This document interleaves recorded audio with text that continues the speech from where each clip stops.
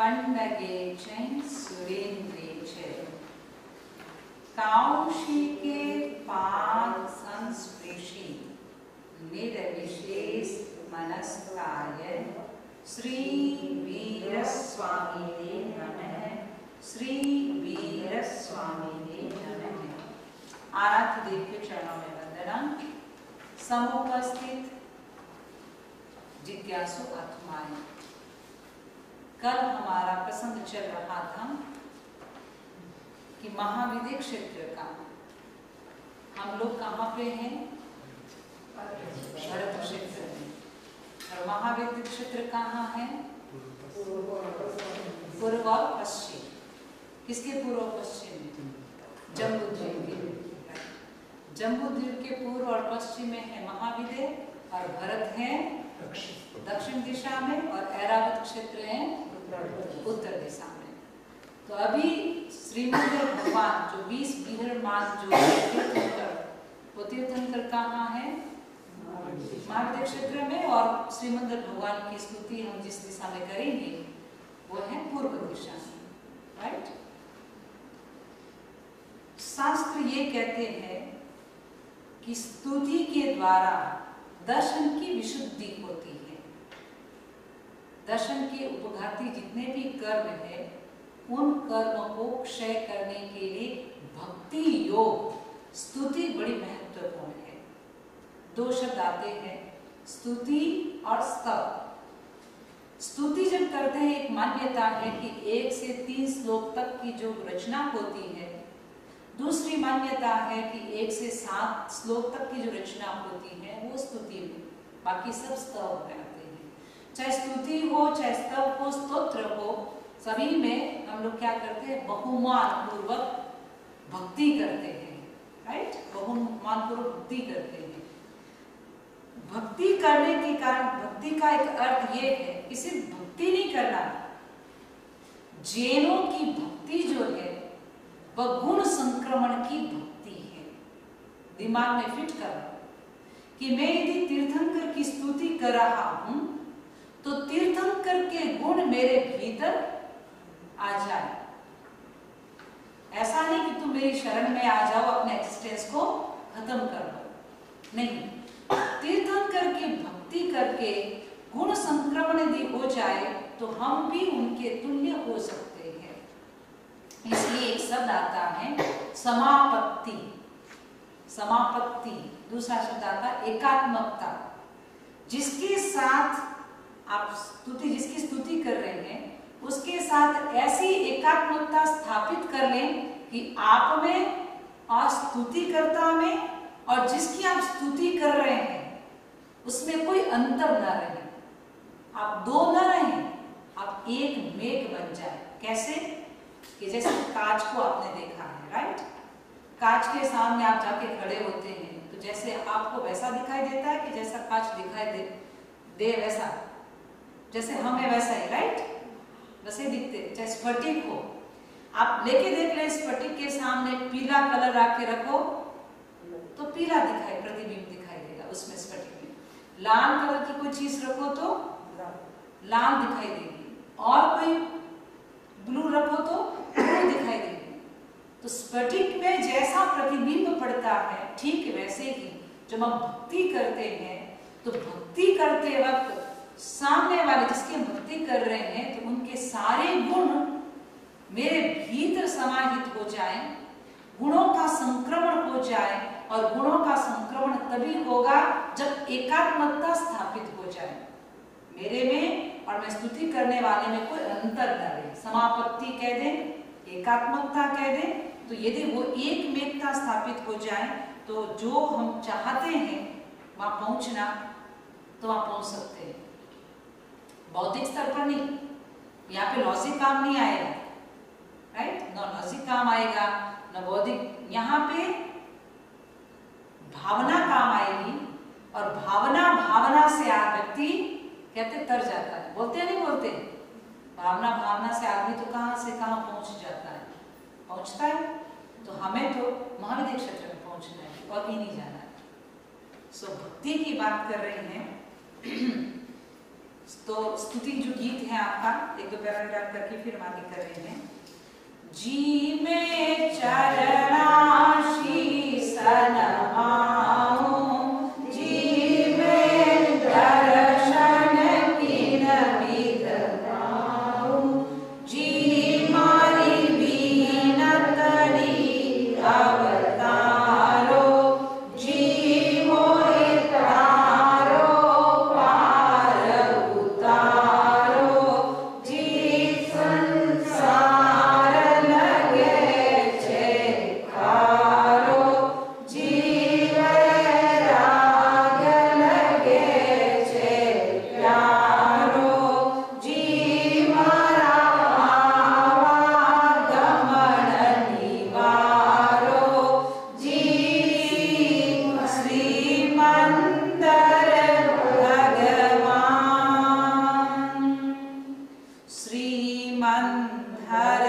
प्रभु जी ने प्रणमो चरणाशीष नमाय, श्रीमंधर प्रभु जी ने प्रणमो चरणाशीष नमाय, आपतना गुण मुख स्योगा मारा, भव भवरा दुख जाय स्वाम मारा, भव भवरा दुख जाय,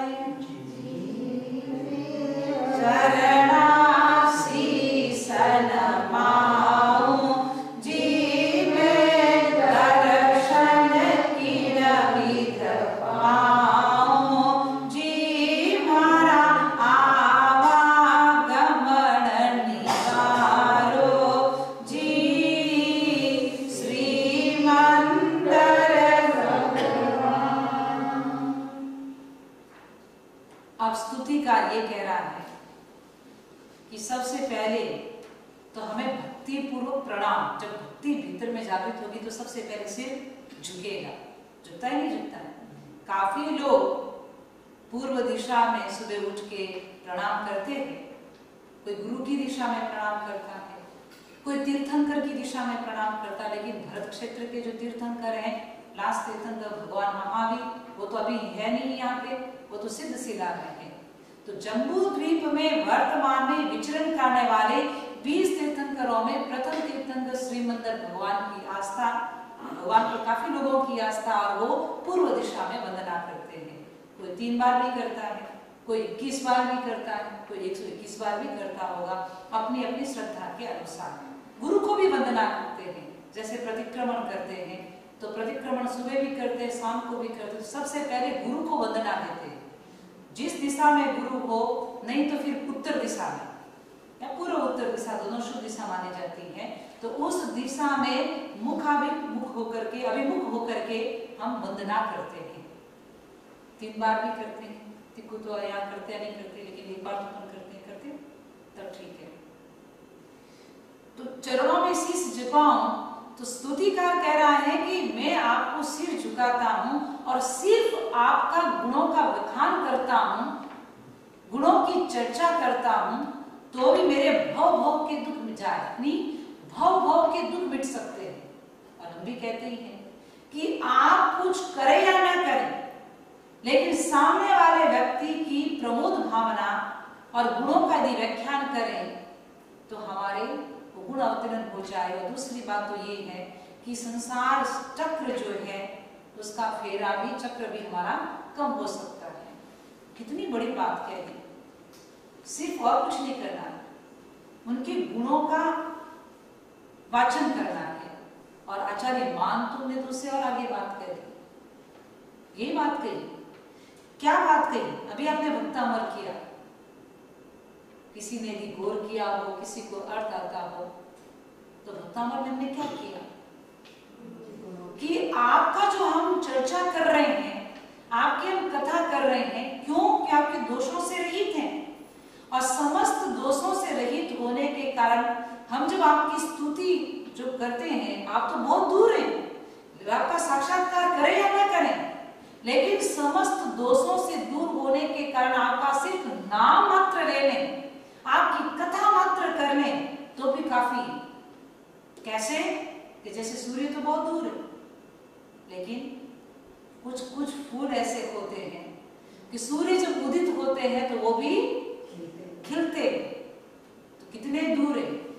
तो ठीक वैसे ही यही स्तुति करते हुए, अपने आराध्य की स्तुति करते हुए आचार्य मानतुम ने भी बहुत सुंदर लिखा है, आस्ताम तवस्तव नमस्त समस्त दोषम त्वत्संकथापि जगतां दुरितानि हन्ति दूरे सहस्र किरण कुरुते प्रभैव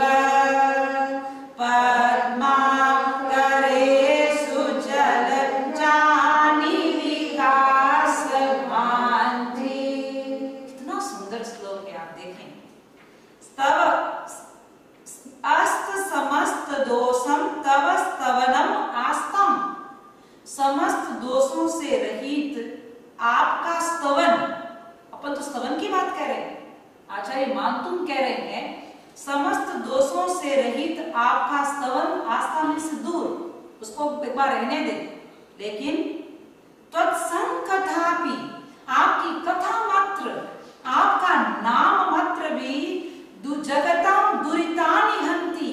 दुरितानि मीन्स पापानि, दुरितानि मीन्स पापानि, जगतानि प्राणिना, प्राणियों के पापों को हरने वाली होती हैं।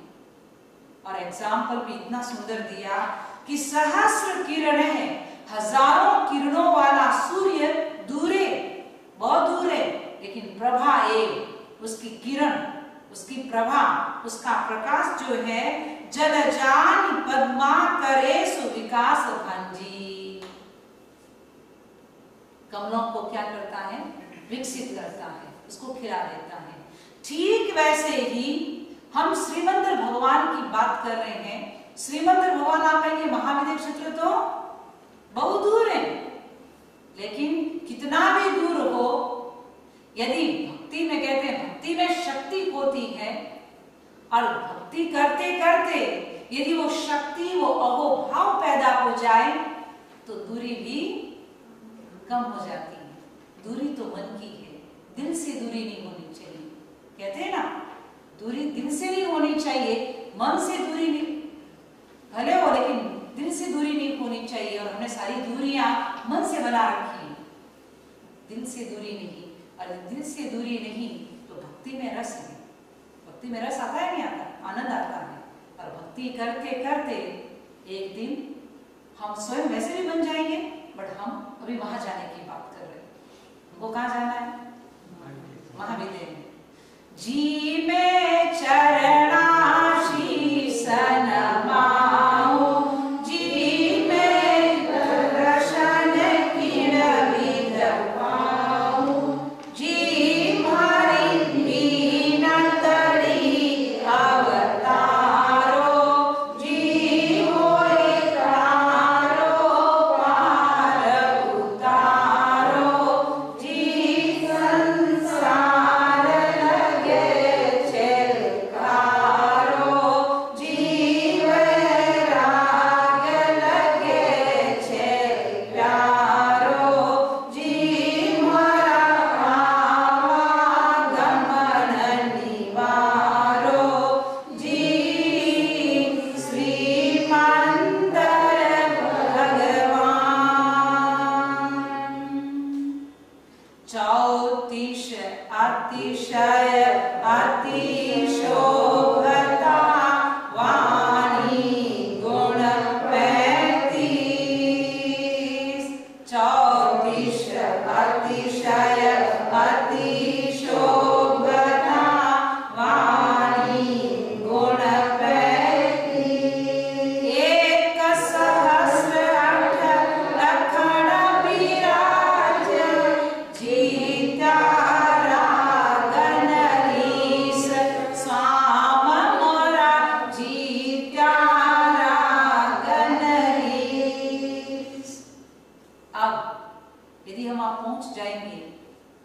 वहां का, मैंने कल भी कहा कि पहले हमें ये जानना पड़ेगा कि आसपास में वहां का एटमॉस्फेयर कैसा है। कहीं चले गए और घबरा गए तो घबराने की आवश्यकता नहीं। हमें जानना पड़ेगा कि वे कहाँ हैं, कैसे उनके अतिशय हैं, क्या उनकी विशेषताएं हैं, राइट। लोग कहते हैं कि देवताओं का दर्शन करना, देवताओं के दर्शन करना, लेकिन यदि देवता साक्षात आ जाए और उनका इतना प्रकाश होता है तो उसके प्रकाश को सहन नहीं कर पाएंगे। यदि रियलिटी में वास्तव में यदि देवता अवतरित हो जाए तो क्या उसके तेज को हम सहन कर पाएंगे? तो भी आए नहीं बोलेंगे। तो भी इसमें कहने वाले हैं कि आखिर दोस्त बनाना पड़ेगा। सारी चर्चा करते करते दोस्त भी बनाना पड़ेगा देवता को, तभी कैसे न कैसे पहुंचना है, राइट। तो हमें विशेषताओं का भी पता रहना चाहिए। तो इसमें लेखक कह रहा है 34 अतिशय अतिशोभता। उनके अतिशय कितने होते हैं? 34। और वाणी गुण 35। वाणी के गुण कितने? 35। 1,08 लक्षण विराजे। उनके शरीर में चिन्ह होते हैं, लक्षण होते हैं, और लक्षण कितने? 8 नहीं, 1 सहस्र बिन 1000, 1008। कितने लक्षण होते हैं? जब जैसे होते हैं ना कुछ तो चिन्ह होते, जैसे शंख, जो कुछ तो शुभ शंख होते, राइट, चिन्ह होते हैं। और कुछ जैसे मसा है, मत्स्य है, तिल है, वैसे वैसे सिंबल होते हैं। तो उनके शरीर में 1 2 4 नहीं, यदि 1 2 3 भी हो जाए बॉडी में तो देखते हैं ना कितना भाग्यवान है। बोलते नहीं बोलते? कभी कभी लकीरें देखते हैं सिर पे, किसी का कान की लोल देखते हैं, और किसी के चेहरे पर कोई एक शुभ लक्षण देखते हैं, तभी कहते हैं कि कोई जीव आने वाला बड़ा भाग्यशाली पुण्यवान है। और तीर्थंकरों के तो कितने चिन्ह? 1,108 नहीं, 1,008। तभी कभी कभी आपने देखा होगा कि लिखते हैं ना, मैंने कहा कि जब कोई शुभ पत्र लिखते हैं या आचार्यों को पहले लिखा करते थे, जब आचार्यों की गुणावादन करते हैं तब कहते हैं श्री श्री श्री 1,008 आचार्य को वंदना, आचार्य महाप्रज्ञ, आचार्य तुलसी, ऐसे वंदना। आज भी हम लोग जब प्रतिक्रमण करते हैं और शाम को जब वंदना करते हैं ना, पंचपद वंदना, और जब गुरु को वंदना करते हैं तो बोलते हैं श्री श्री श्री 1,008 श्री श्री आचार्य महाप्रज्ञ, आचार्य महाश्रम।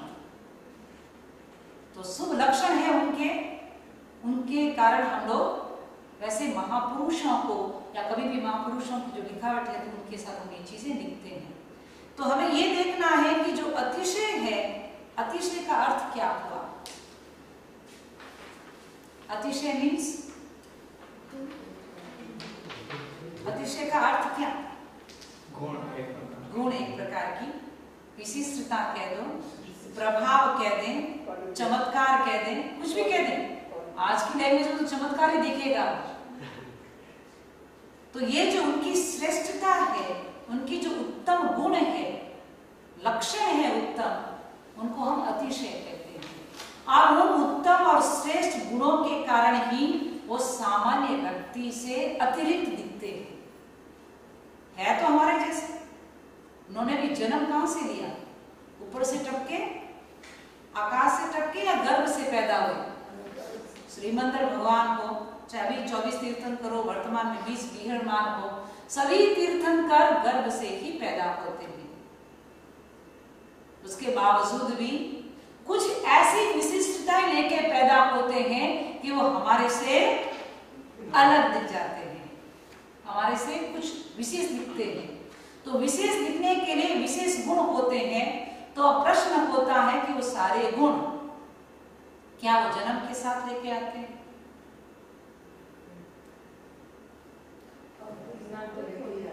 भौतिक ज्ञान तो लेके आते हैं। जैसे मान लो 34 अतिशय की चर्चा मिलती है हमारे सूत्रों में, लेकिन क्या 34 अतिशय पैदा होते ही साथ में लेके आते हैं? या कुछ देवकृत अतिशय भी होते हैं, या कुछ कर्मों के क्षय होने के कारण भी अतिशय पैदा होते हैं?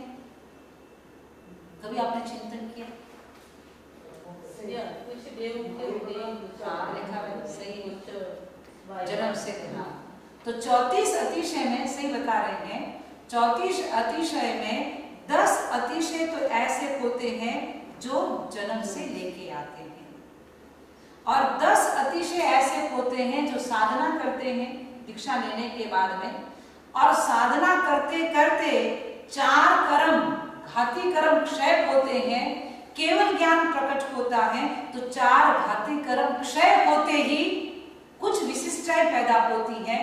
तो कहते हैं कि जैसे ही 4 कर्म घाती कर्म क्षय होते हैं तो उसके साथ ही 10 अतिशय श्रेष्ठताएं विशिष्टताएं पैदा होती हैं। और जब कर्म क्षय होने के बाद में जब वो तीर्थ की स्थापना करते हैं, तीर्थंकर बनते हैं, तो देवताओं में भी एक भक्ति रस पैदा होता है। सिर्फ श्रावक ही उनकी भक्ति नहीं करते, सिर्फ श्रावक ही उनका प्रवचन नहीं सुनते, सिर्फ श्रावक लोग साधु लोग केवलियों की परिषद ही नहीं होती उनके परिषद में, अपितु देवताओं की तिर्यंश की परिषद भी उनके समवसरण में होती है, और देवता भी उनकी सेवा करते हैं, और देवकृत अतिशय भी उनके भक्ति में इतना रस भक्ति इतनी पैदा होती है कि देवता भी उनके चारों तरफ कुछ ऐसे अतिशय पैदा विशेषताएं पैदा करते हैं, ताकि वो कहीं कहीं जहां जहां जाते हैं तो अपने आप लोगों को पता चल जाता है कि भाई कोई महापुरुष पदार्थ है। ठीक है, तो जन्म से जो अतिशय पैदा होते हैं उसमें से एक अतिशय है कि जब पैदा होते ही उनके शरीर में स्वेद रहित और मल रहित होता है, उनका शरीर बड़ा पवित्र होता है, यानी पसीना, शरीर में पसीना नहीं आता, गंदगी नहीं होती, बड़ा पवित्र शरीर उनका होता है। एक अतिशय ये भी बताया जाता है कि वो बड़े रूपवान होते हैं, इतने रूपवान होते हैं, इतने रूपवान होते हैं कि वर्तमान में इस पंचम आर्य में यदि इतना कोई रूपवान हो तो उसके प्रति हजारों लोग अट्रैक्ट होंगे। भगवान के प्रति भी अट्रैक्ट होते हैं, रूपवान है, लेकिन अंतर बहुत है। यदि आज का मनुष्य आसक्त होता देवता रूप के प्रति तो आसक्त होता है, यानी राग हो जाता है, लेकिन भगवान के रूप को देख करके भक्तों के मन में वैराग्य पैदा होता है। इसलिए कहा गया तीर्थंकर स्वरूपम सर्वेषां वैराग्य जनकम स्यान्नतु रागादि वर्धकम चेति, यानी तीर्थंकरों का स्वरूप जो है वो जीवों के लिए वैराग्य पैदा करने वाला होता है, राग को पैदा करने वाला, राग को बढ़ाने वाला नहीं होता। तो उनका रूप ही बड़ा मनोहर होता है। और एक विशेषता बताई कि लोकोत्तर सुगंध जन्म से ही उनके शरीर से भीनी भीनी सुगंध स्मेल। कभी कभी ऐसा होता है ना कि कभी किसी के शरीर से भी कैसे पसीने की स्मेल भी आती है, पसीना ही नहीं तो वो तो स्मेल होने की आवश्यक जरूरत ही नहीं, लेकिन एक स्पेशल सुगंध फूटती है उनके शरीर से, और उनका संगलन होता है, जो अपने तत्व ज्ञान की भाषा में कहते हैं कि उनका जो शरीर होता है और शरीर का जो संस्थान होता है वो समचतुरस्र होता है। पहले तो ये समझना होगा कि संस्थान क्या होता है। संस्थान क्या होता है? संस्थान मीन्स आकार, शरीर का जो शेप होता है ना, शरीर का जो आकार होता है उसको संस्थान बोलते हैं। अपने 25 बोल सीखो आप, तत्व ज्ञान में सबसे बड़ा महत्वपूर्ण सूत्र है संस्थान। तो कहते हैं ना शरीर की संरचना, उसका आकार कैसा है, तो भगवान का समवसन में आप जाओ तो उनकी आकार की संरचना है समचतुरस्र, चारों ओर से बिल्कुल समान, कहीं बाहर निकला हुआ, कहीं मोटा, कहीं छोटा, ऐसा नहीं। अब ये भी कभी देखो किसी का कैसा संस्थान होता है कि किसी का नाभि ऊपर वाला पोर्शन लंबा होता है, नीचे वाला पोर्शन छोटा होता है, किसी का ऊपर वाला पोर्शन छोटा होता है, नीचे वाला पोर्शन बड़ा होता है, कोई बौना होता है, ढिगना होता है, कोई कुब्जा होता है, राइट। तो संस्थान भी अलग अलग होता है। तो प्रभु का संस्थान जो है वो है समचतुरस्र। जैसे बॉडी का आकार होता है वैसे ही उनके हड्डियों की संरचना भी होती है, हड्डियों की अस्थि रचना भी होती है। तो उसकी अस्थि रचना को बोलते हैं वज्र ऋषभ नाराज। आपने कभी सुना होगा, यदि मोक्ष जाना है तो भी हड्डियों की संरचना वज्र ऋषभ नाराज की संगठन होना चाहिए बॉडी में, और यदि साथ ही नरक में जाना है तो भी वैसा संगठन चाहिए। संगठन के बिना कहां इतना कार्य कैसे कर पाएंगे? तो संगठन बड़ा स्ट्रॉन्ग। तो प्रभु का संगठन जो है वो जन्म के साथ वज्र ऋषभ नाराज, उनकी हड्डियों की संरचना ऐसी देखें तो वज्र ऋषभ नाराज, ऋषभ नाराज, नाराज, कीलिका, सेवार्थ, ऐसे 6 संगठन होते हैं। और वर्तमान में हमारा संगठन तो कितना ढीला ढाला होता है हड्डियों का। आजकल लोग सुनते हैं महाराज कुछ नहीं हुआ, पांव स्लिप हुआ और हड्डी टूट गई, बोलते नहीं बोलते। और भगवान को तो कितना उछाला, कितनी हड्डियां टूटी, कभी पढ़ा, कभी सुना? क्योंकि उनकी शरीर की संरचना इतनी स्ट्रॉन्ग थी। कैसे होती है? वज्र ऋषभ नाराज का मतलब है वज्र ऋषभ नाराज 3 शब्द से बना है। एक होती है हड्डी, एक होती है कील और एक होता है वेस्टर।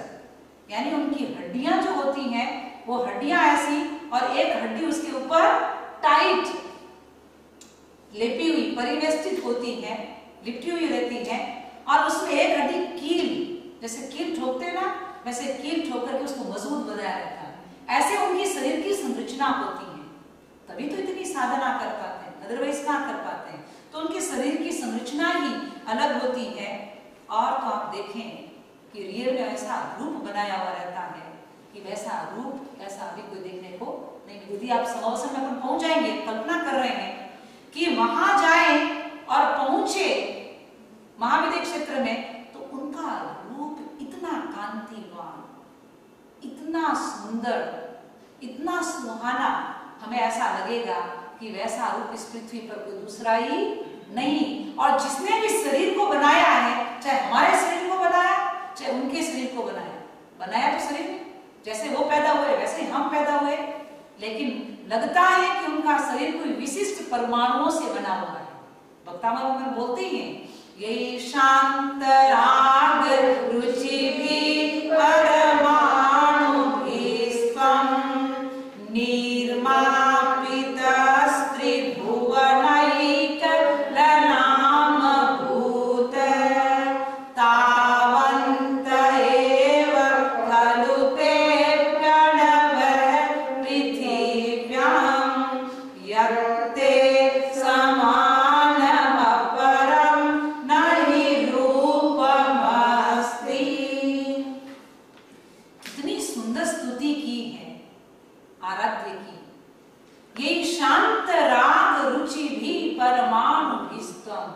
जो शांत और निर्मल परमाणुओं के द्वारा आपका शरीर निर्मापित किया गया है।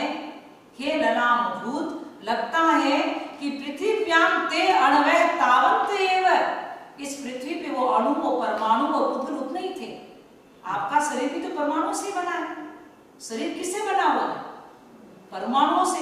ऐसा तो नहीं कि भगवान का शरीर कोई और लोहे से बना हुआ है तो पुद्गल का शरीर बनने के बाद में उनका भी तो संस्कार, ऐसा पौद्गलिक शरीर औदारिक शरीर ही है, वैक्री शरीर तो है नहीं।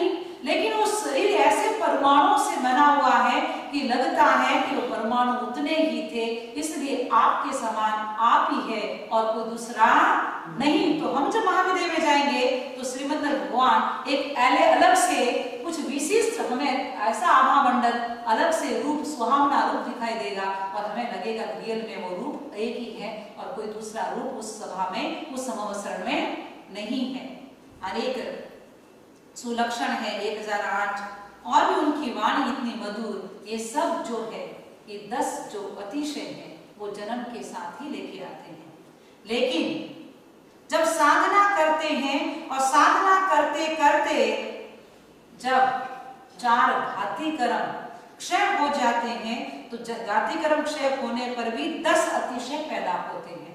और वो 10 अतिशय ऐसे हैं कि भगवान जहां विराजते हैं वहां 4 कोस तक दुर्भिक्ष नहीं पड़ता, सुभिक्ष रहता है। 4 कोस किसको कहते हैं? 4 कोस आप देखें, निसोय काल नहीं पड़ता, अकाल नहीं पड़ता। दुर्भिक्ष में अकाल नहीं, खाना पीना बारिश, कोई रोग नहीं, कोई बीमारी नहीं, कोई कोई महामारी नहीं, कोई दुखी नहीं, दुर्भिक्ष, कुछ अकाल ही नहीं, सब मौसम बिल्कुल हरा भरा रहता है। और उनका शरीर गर्भक्षय होने के बाद में उनका शरीर इतना हल्का हो जाता है कि वो पृथ्वी पर चलते हैं लेकिन पृथ्वी के भारभूत नहीं बनते। ऐसा लगता है कि उनका शरीर तो फूल की तरह ऊपर उठता है, ऊपर ही चलता है, भारभूत नहीं बनते। ये 4 गर्भक्षय होने के बाद में। और भी आप देखें, आपने सुना होगा कि प्रभु जब विराजते हैं और देशना देते हैं तब उनकी देशना, उनका मुख चारों दिशा में सबको दिखाई देता है। जब समवसन की रचना आप जाओ वहां पे कहीं पालितना, कभी जब गए होंगे आपने, पालितना के नीचे एक समवसन बनाया हुआ है, तो प्रभु तो ऐसे विराजे हुए मानो सिंहासन पर, तो समवसन तो चारों तरफ विराजे, परिषद चारों तरफ विराजमान है, लेकिन चारों तरफ उनका मुंह दिखाई देता है। एक विशेषता है, क्योंकि घाती गर्भक्षय होने के बाद में केवल ज्ञान प्रकट हो जाता है। और केवल ज्ञान का मतलब है पूरा शरीर ज्ञानमय बन जाता है, पूरा शरीर ज्ञानमय बन जाता है। तो चारों तरफ उनका, सबको उनका मुख दिखाई देता है। तो उनके अनंत ज्ञान को प्रतीक द्योतक है कि सबको वो दिखाई देते। सबको ऐसा लगता है प्रभु मेरी तरफ देख रहे हैं, सबको ऐसा लगता है प्रभु मेरी तरफ देख रहे हैं। लेकिन ये चतुर्मुख की बात जो है वो 4 गर्भक्षय होने के बाद में ये अतिशय पैदा होता है, जन्म के साथ पैदा नहीं होता। और भी है, नख नहीं बढ़ते, केस नहीं बढ़ते, लेकिन बचपन में तो बढ़ते थे या नहीं बढ़ते थे?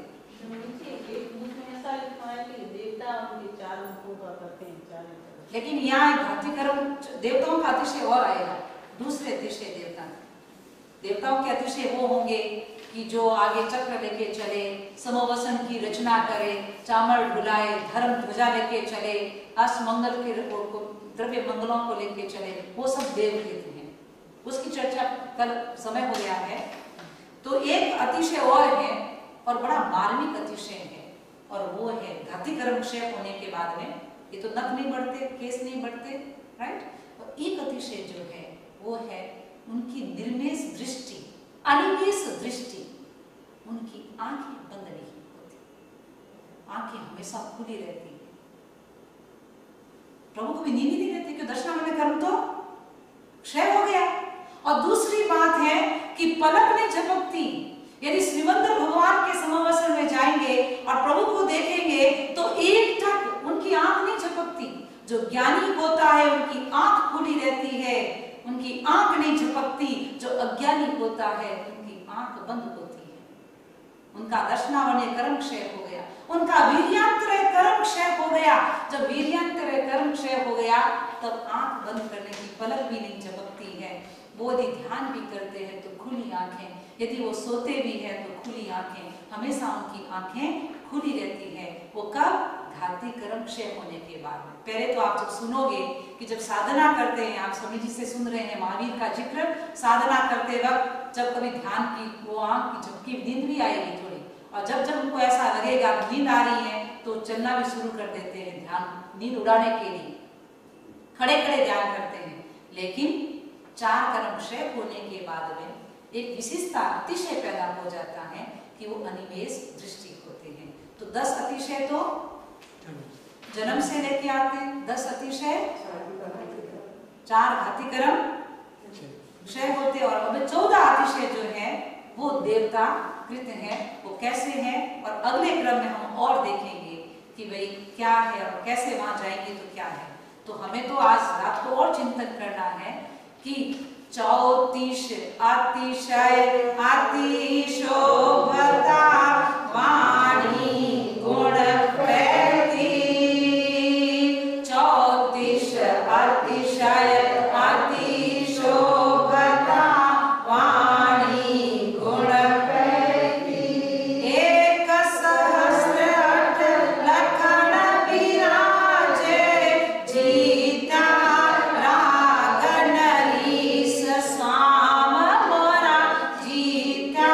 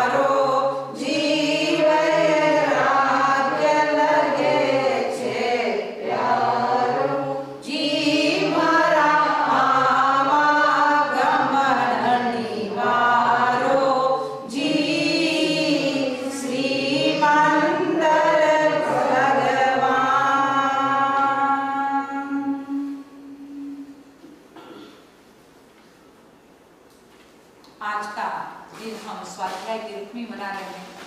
तो आपको याद होगा स्वाध्याय करना है, मीन्स रीडिंग। ऐसे ये भी स्वाध्याय ही है, जब सुन रहे वो भी स्वाध्याय है, लेकिन 5 घंटा 4 घंटा 3 घंटा तो और भी घर पे,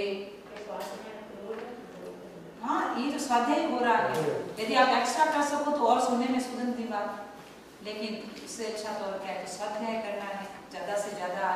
आज का दिन ज्ञानावरणी कर्म का क्षय करने के लिए, राइट।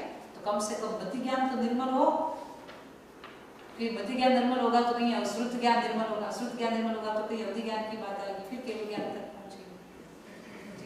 अभी हमको जाना है तो अवधि आज का स्वाध्याय का याद रखना, और शाम को जब आओ तो सभी जी को नाम लिखा लेना, किसने कितना स्वाध्याय किया, अपना अपना नाम लिखा लेना। और कल का किस रूप में बता देंगे, फिर शाम को प्रवचन जो होता है वो आपको बताइए। और सुनिए मंगल पाठ। आंखें कोमलता से बंद, अनुभव करें पूरा दिन मंगलमय बीते। चत्तारि मंगलम अरहंता मंगलम सिद्धा मंगलम साहु मंगलम केवली पन्नत्तो धम्मो मंगलम। चत्तारि लोकोत्तमा अरहंता लोकोत्तमा सिद्धा लोकोत्तमा साहु लोकोत्तमा केवली पन्नत्तो धम्मो लोकोत्तमो। चत्तारि शरणं पवच्चामि अरहन्ते शरणं पवच्चामि सिद्धे शरणं पवच्चामि साहु शरणं पवच्चामि केवली पन्नत्तं धम्मं शरणं पवच्चामि। विघ्नहरण मंगलकरण स्वामी